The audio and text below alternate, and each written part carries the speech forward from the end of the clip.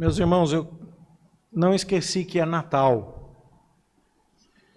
Mas eu queria convidar você a pensar sobre o Natal a partir de um texto pouco explorado no Natal, mas que tem tudo a ver com o Natal, que é o Salmo 72.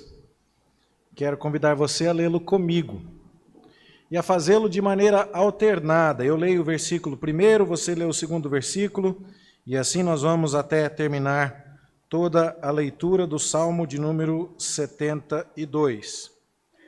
O texto estará sendo projetado aqui também, e se você quiser acompanhar com a projeção, pode ser mais fácil. Salmo de Salomão. Concede ao rei, ó Deus, os teus juízos e a tua justiça ao filho do rei.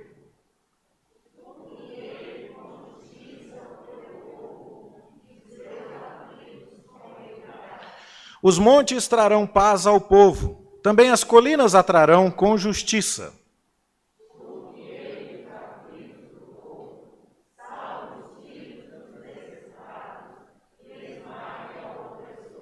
Ele permanecerá enquanto existir o sol e enquanto durar a lua, através das gerações.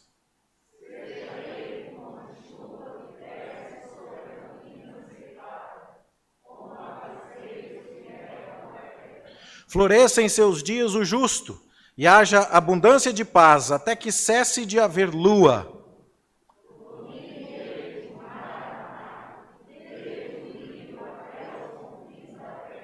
Curvem-se diante dele os habitantes do deserto, e os seus inimigos lambam o pó.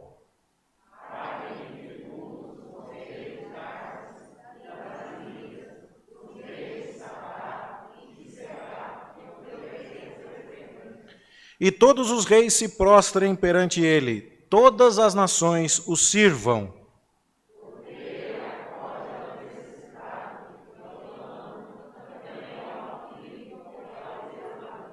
Ele tem piedade do fraco e do necessitado, e salva a alma aos indigentes.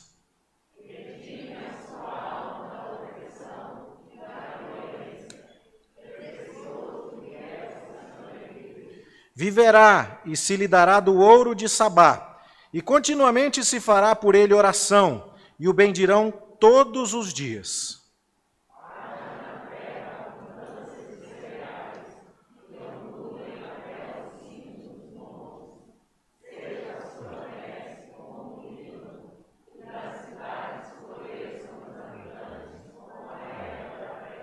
Subsista para sempre o seu nome e prospere enquanto resplandecer o sol.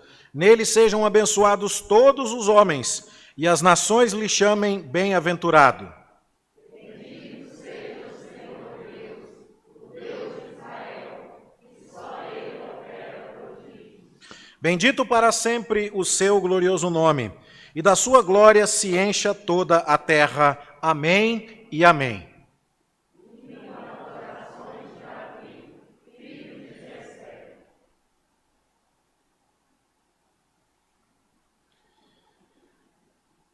Como disse, meus irmãos, eu espero ligar este salmo ao Natal e ao seu pleno significado. E oro ao Senhor para que nos ajude nisso. Este salmo é um salmo conhecido, entre os vários tipos de salmo, como um salmo real. Ele fala sobre rei, ele fala sobre o domínio do rei. E isso porque os israelitas sabiam com muita clareza como a vida pode ser melhor se o rei for bom, e como a vida pode ser pior se o rei for ruim. Nós temos visto muita discussão política no Brasil, muita gente que talvez ainda por causa das eleições de 2018 ainda escolha bem com quem vai passar a ceia de Natal, por causa de debates a respeito dos políticos, por esperanças que se colocam em governantes humanos. E porque governantes humanos costumam fazer promessas. Conte comigo e vote em mim, porque a sua vida vai ficar uma maravilha. E nós sabemos que nenhum ser humano é capaz de resolver qualquer assunto de maneira definitiva. Não podemos ceder à nossa inclinação idólatra de confiar a homens que resolvam o nosso problema, ou o problema do nosso país, ou o problema da humanidade. Os norte-coreanos sofrem com o seu dominador Kim Jong-un. Os venezuelanos estão vendo o seu país se decompor por causa de governantes tiranos, injustos. Os brasileiros se preocupam com isso também.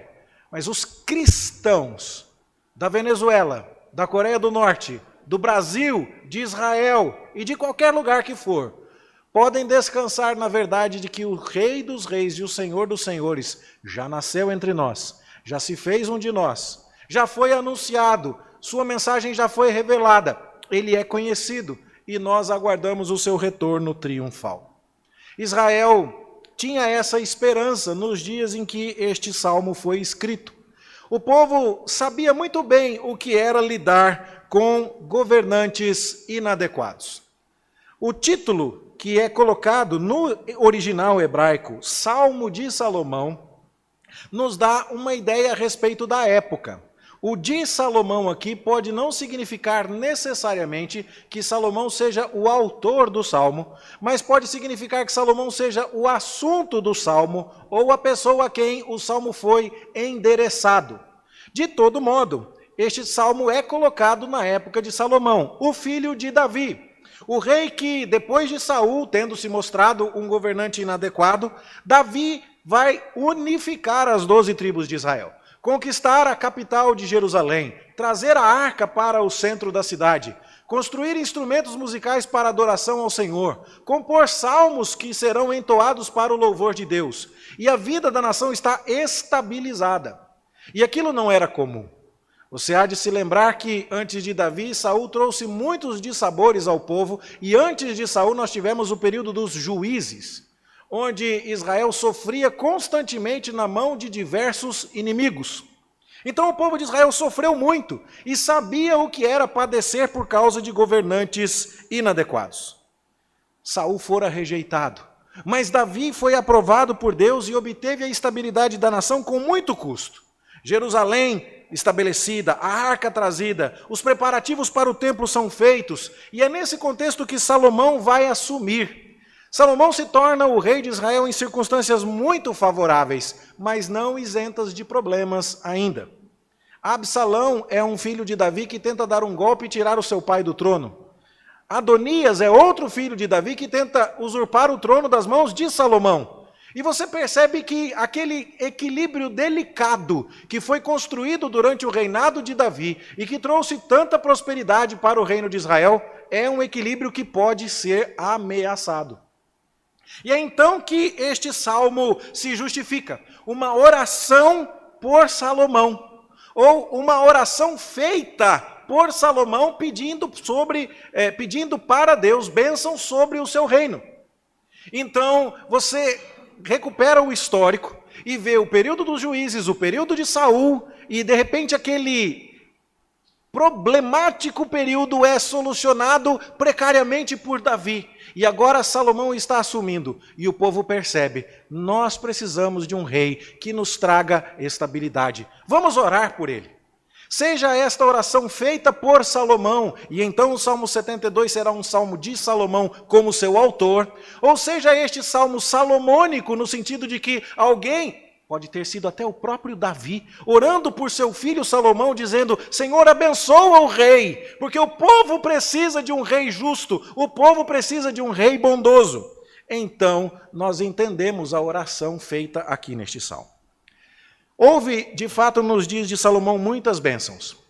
Houve justiça nos dias de Salomão, como no caso daquelas 2 mulheres prostitutas que disputavam um filho vivo e havia um filho morto de uma delas. E Salomão manda trazer uma espada para cortar a criança viva ao meio, e ele descobre dessa maneira quem era a verdadeira mãe da criança viva. E Salomão oferece justiça. Que coisa boa quando o rei é capaz de prover justiça. Houve permanência nos dias de Salomão. Davi tinha governado por 40 anos, e Salomão governou por outros 40 anos, o que era altamente incomum desde o período dos juízes. E então você percebe que o reino está unificado e as 12 tribos têm um único rei, tem a capital em Jerusalém, há estabilidade política, e Salomão governou com bastante permanência. Houve domínio nos dias de Salomão. Quando lemos em 1 Reis, capítulo 4, verso 21, a extensão territorial que Salomão conquistou, veremos que Salomão governou desde o Eufrates até o Egito, atravessando hoje o território que é ocupado por vários países e não apenas por Israel. Salomão, de fato, ampliou as fronteiras do reino e teve um domínio muito grande. Houve prosperidade nos dias de Salomão. Tanto é que a rainha de Sabá veio de longe para saber e para ver com seus próprios olhos tudo aquilo que se dizia acerca da prosperidade de Salomão. E lá em 1 Reis 10, 7, nós vemos o testemunho daquela mulher acerca de Salomão. Tu sobrepujas em sabedoria e prosperidade a fama que ouvi. Ouvi bênção de Deus. Isso é visto quando Salomão consagra o templo e pede que os olhos do Senhor estivessem atentos para as orações que fossem feitas naquele lugar que era consagrado ao Senhor. Ou seja, Salomão foi um grande rei. Houve justiça, no caso das prostitutas, permanência, porque governou 40 anos, domínio, porque teve influência e controle sobre uma vasta extensão territorial, prosperidade, porque foi um rei riquíssimo, bênção, porque construiu o templo que Deus encheu com a sua presença. No entanto, e o no entanto é sempre um problema, né? Mas a justiça não era absoluta. Faltou bondade para Salomão. Salomão cobrou impostos pesados do povo e forçou o povo a trabalhar com muita dedicação nas obras de construção do templo e do seu palácio real. Tanto que isso gerou descontentamento, que vai se manifestar tão logo seu filho Roboão tenta assumir o trono. Esse rei não era justo no sentido mais puro da palavra de ser um rei virtuoso, porque Salomão se casou com muitas mulheres estrangeiras que trouxeram seus deuses estranhos para Israel, e ele proporcionou a oportunidade de que deuses estranhos fossem adorados ali nos limites do reino do povo de Deus. Os domínios que Salomão conquistou com o seu exército foram enfraquecidos assim que ele morreu. A prosperidade que ele obteve foi ocasionalmente restaurada, mas nunca mais foi a mesma. Então, logo ele morreu, o faraó já vem e saqueia o templo de Jerusalém, ocupado por seu filho Roboão, e os tesouros que ele tanto havia acumulado são levados. Longe dos caminhos de Deus, o povo agora perde a bênção e sofre as maldições da desobediência, para a qual foi estimulado pelo mau exemplo do rei. E isso leva à perda da permanência na terra.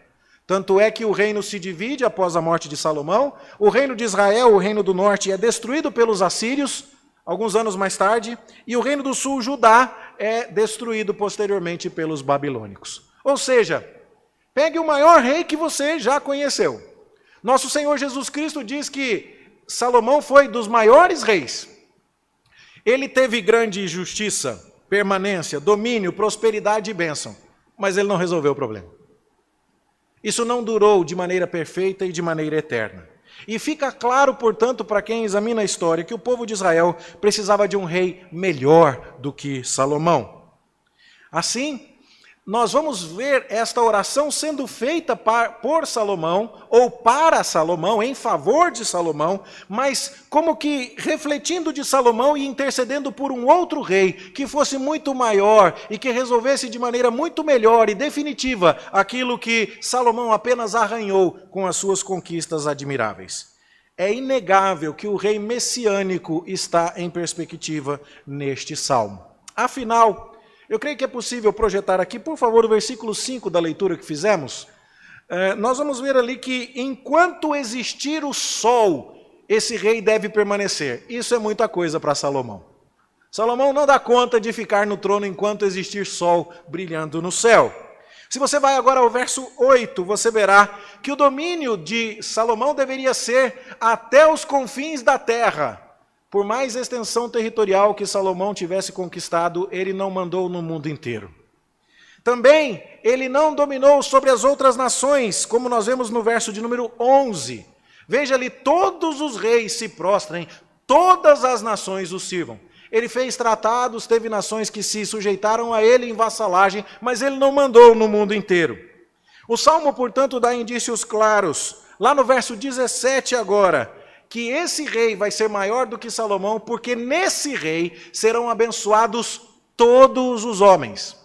E aqui a gente lê isso e se lembra do que Deus prometeu a Abraão, que na descendência de Abraão seriam benditas todas as famílias da terra.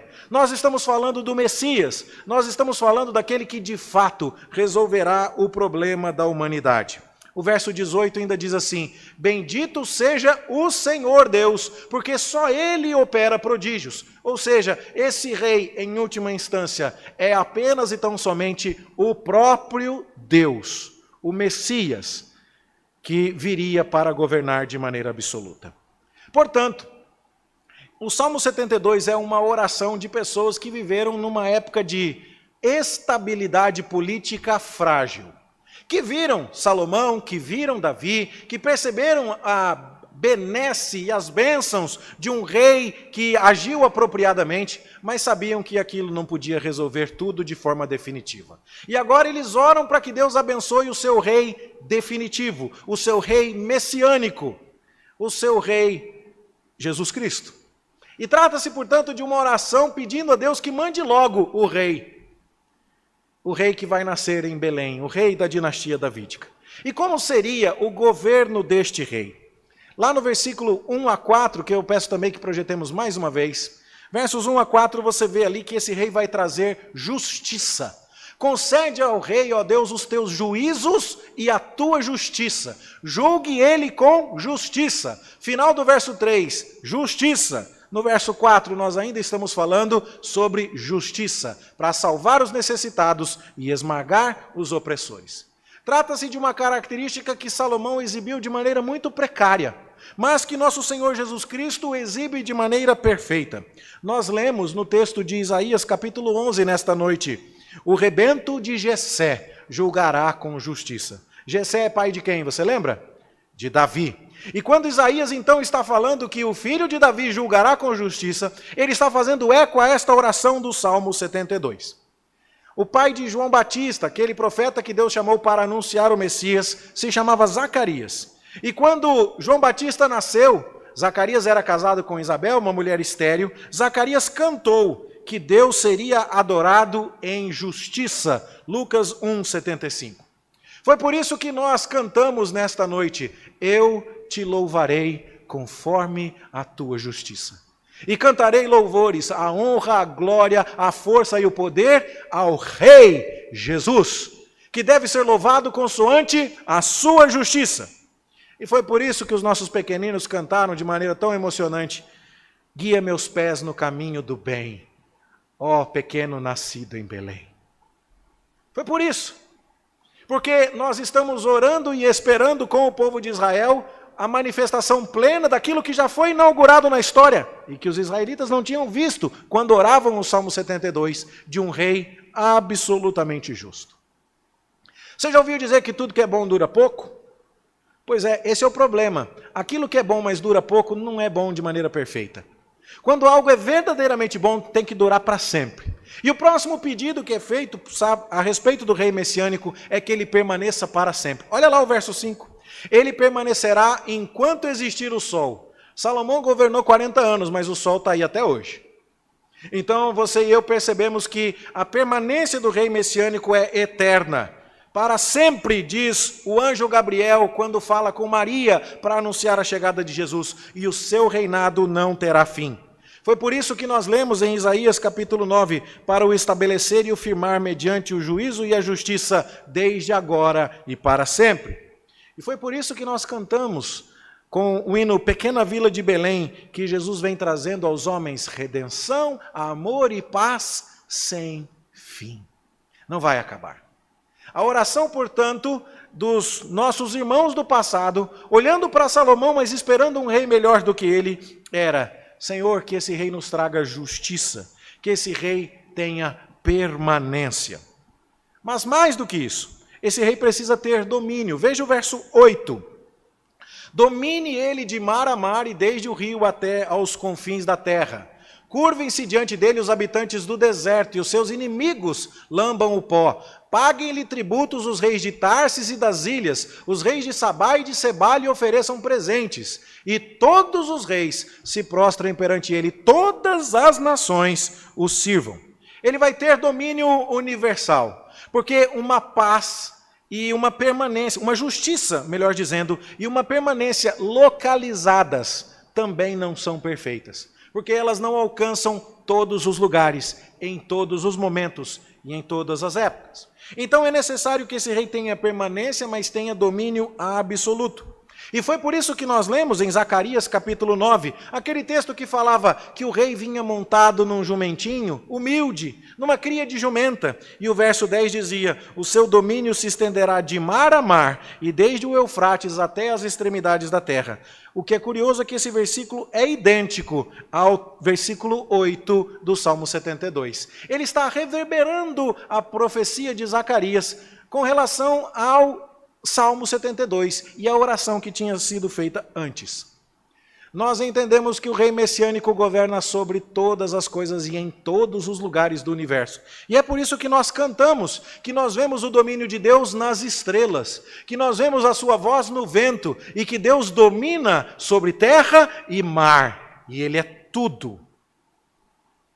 Nós não estamos cantando canções aleatórias para entreter o nosso tempo aqui.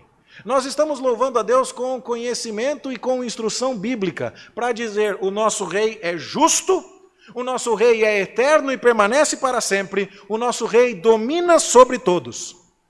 Mas o Salmo vai além, o rei domina com bondade. Veja o verso 12 até o verso 14, porque ele acode ao necessitado que clama, e também ao aflito e ao desvalido. Ele tem piedade do fraco e do necessitado, e salva a alma aos indigentes.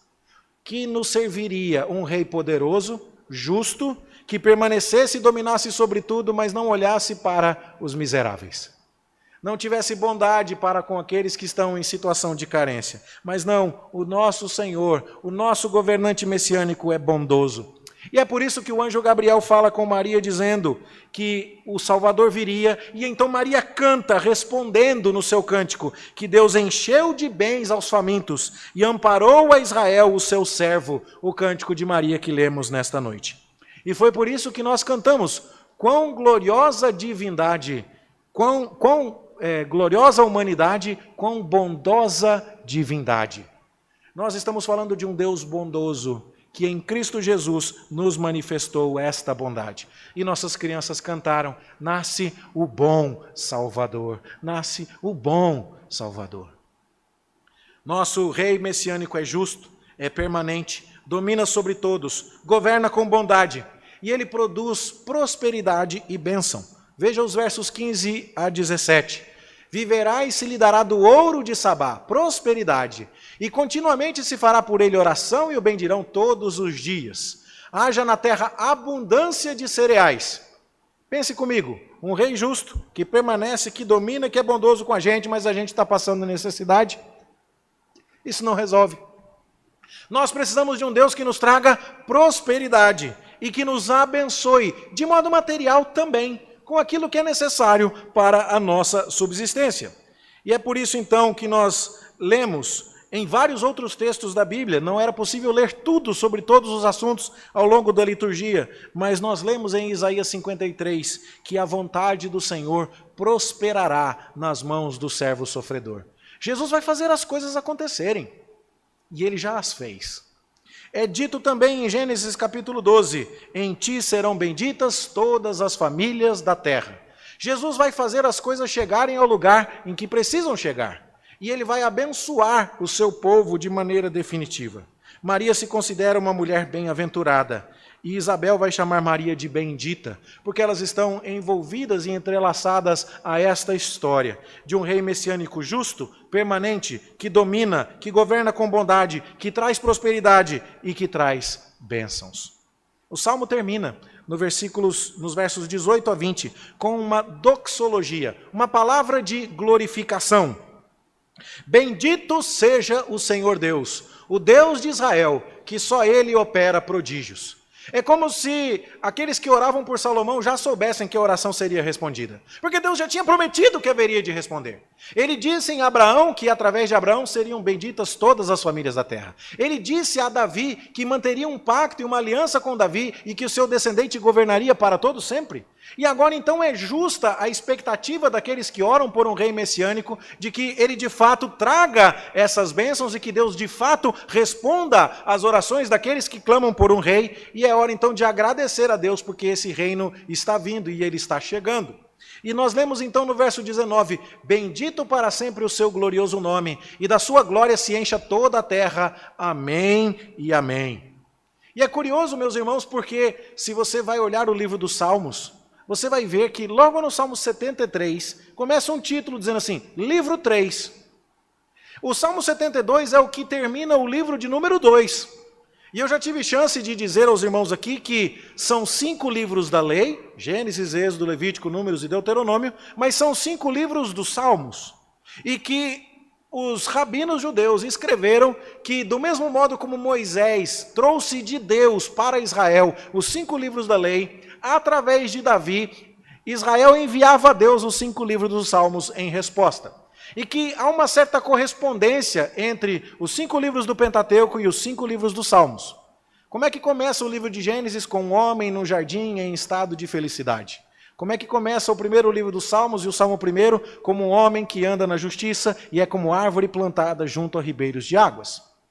Como é que começa o segundo livro dos Salmos? Começa com o Salmo 42, com uma alma em aflição e em desespero. É um salmo do período exílico em que Israel tinha sido levado para a Babilônia. Mas como é que termina o segundo livro dos Salmos com o Salmo 72? Com um rei que resolve o problema do seu povo em pecado.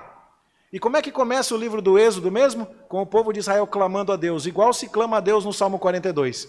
E como é que termina o livro do Êxodo? Com Deus aos pés do Monte Sinai, enchendo o tabernáculo com a sua glória e com a sua presença. Do mesmo jeito que termina o segundo livro dos Salmos. Findam-se aqui as orações de Davi, filho de Jessé.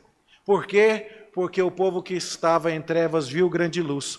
O povo que estava perdido viu o Salvador chegar. O povo que precisava de um rei recebeu um rei. O povo que sofria com reis injustos agora conhece o rei da justiça. O povo que tinha reis que quando acertavam não duravam muito, agora recebe o rei que governará para sempre. O povo que tinha reis que quando acertavam não exerciam uma influência mundial, agora estão adorando e servindo aquele que domina sobre terra e mar.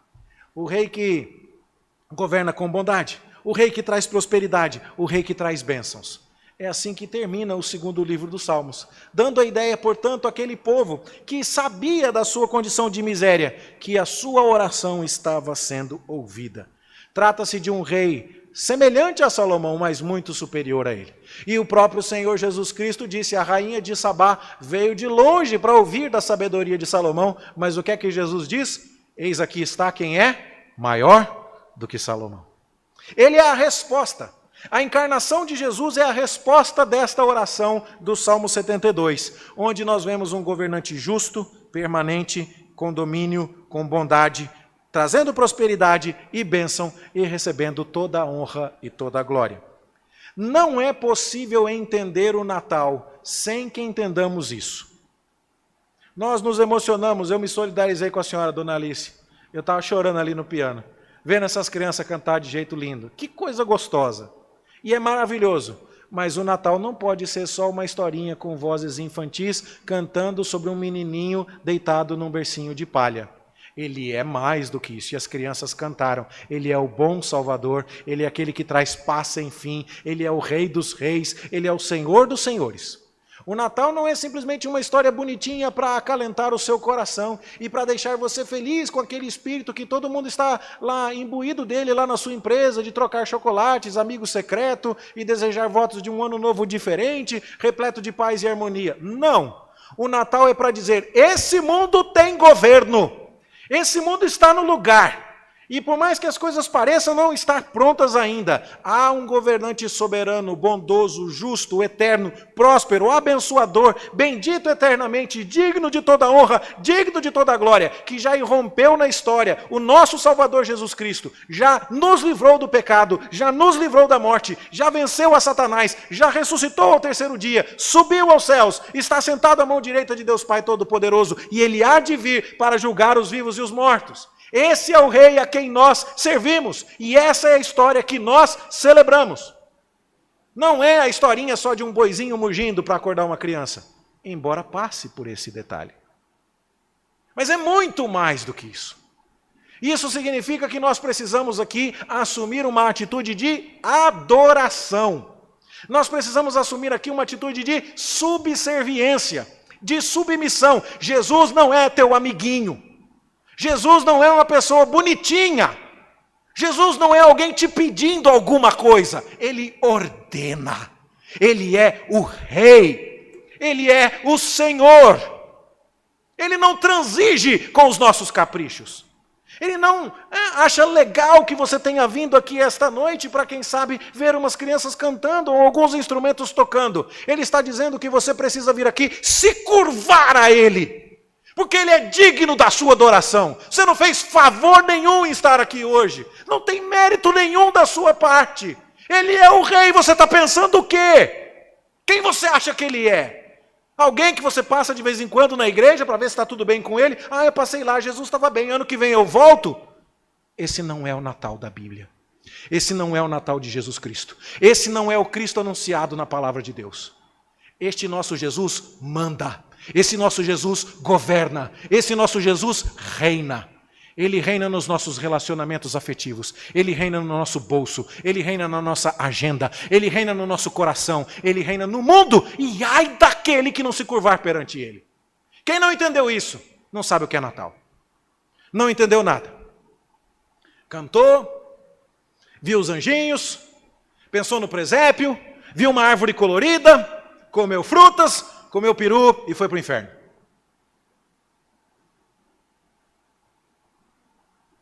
Irmãos, isso aqui não é uma brincadeira. Isso aqui não é uma brincadeira. Nós estamos falando de um rei que governa. Nós estamos falando de um rei que, quando nasceu, recebeu gente que veio lá do Oriente e que viajou aproximadamente 2 anos para trazer ouro, incenso e mirra ao recém-nascido rei dos judeus. Nós estamos falando de alguém cujas profecias se cumpriram. Está escrito aí que reis viriam de longe para trazer presentes para ele. Isso já começou a acontecer. E sabe quando é que isso vai acabar? Isso vai acabar no dia em que Jesus voltar e todo joelho se dobrar perante Ele. E toda língua, querendo ou não, vai ser obrigada a confessar que Jesus Cristo é o Senhor. É melhor que você comece a fazer isso agora e de boa vontade, enquanto você tem tempo. Isso é anunciar o Natal da Bíblia. É nesse Deus e nesse Cristo que nós cremos. É a Ele que nós adoramos. É a Ele que nós servimos. A nossa oração é que você não se iluda com o caráter mais bonitinho do Natal.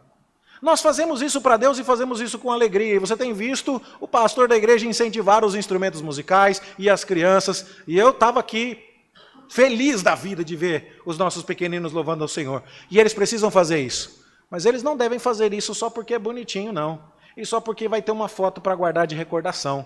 Mas eles devem fazer isso porque é nosso dever treiná-los. Meus filhos, crianças da igreja, ou vocês se curvam a esse Senhor agora e enquanto é tempo, enquanto há oportunidade, ou Ele virá em juízo e vocês sofrerão por sua rebeldia, e vocês sofrerão porque tentaram viver longe dEle.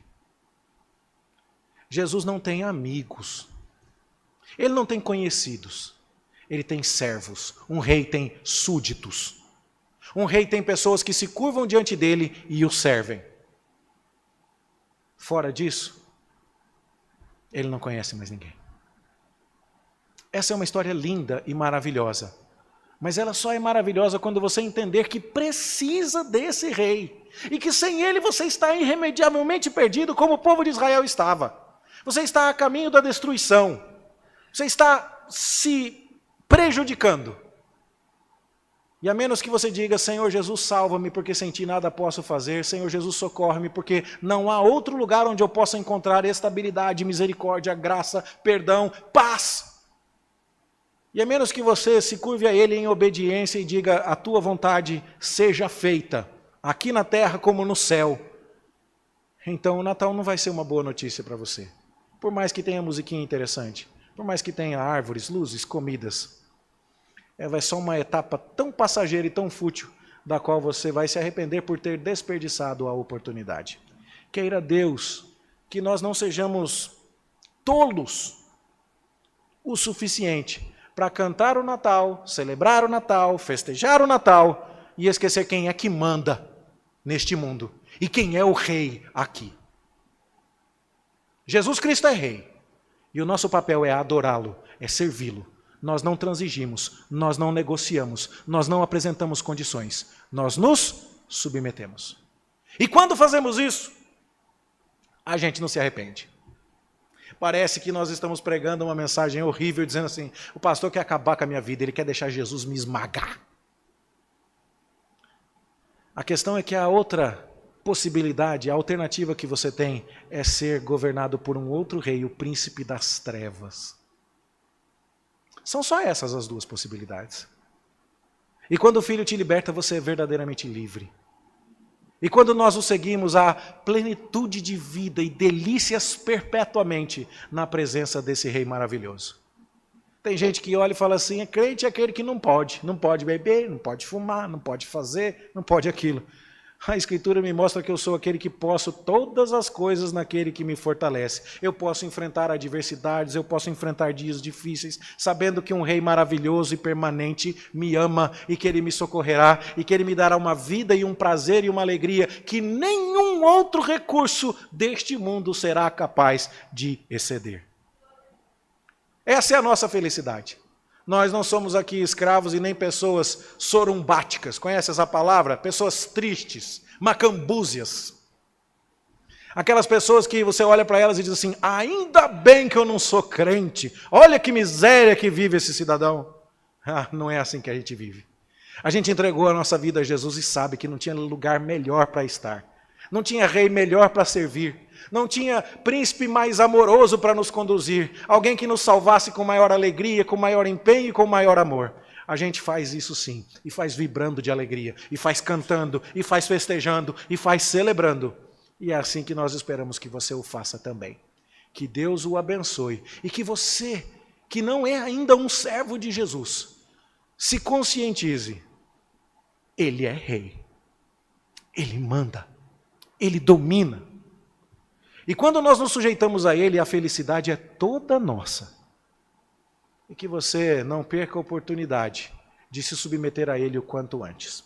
Seja assim na minha vida e na sua, em nome de Jesus. Amém.